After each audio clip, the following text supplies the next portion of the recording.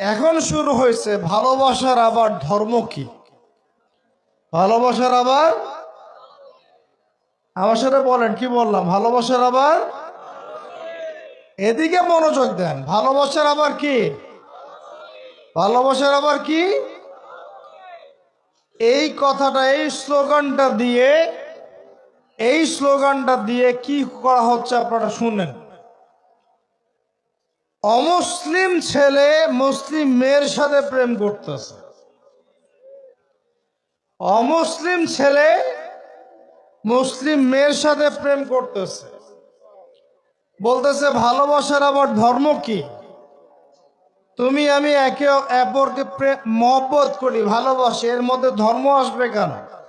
বলছে তুমি আমার ধর্মে দীক্ষিত হয়ে যাও, অথবা আমি তোমার ধর্ম কবুল করে মুসলমান হয়ে যাব। এই মিথ্যা কথাগুলো প্রলোভন দিয়ে এখানে ওখানে পার্কে নিয়ে গিয়ে, চটপটে ফুচকা খাওয়ায়, কফি শপে নিয়ে গিয়ে, এভাবে আস্তে আস্তে আস্তে আস্তে মেয়েদেরকে লাইনে নিয়ে আসতেছে। আনার পরে শোনেন, কথা আগে শুনেন, বুঝেন। আপনি ঠিক বললেও ঠিক, এটা না বললেও ঠিক, কারণ চলতেছে এটাই সমাজে। এখন কথা হচ্ছে, আমরা যদি আমাদের বোনদের ইজ্জতকে বাঁচাইতে চাই, এই এই বিষয়টা সম্পর্কে সচেতন থাকতে হবে।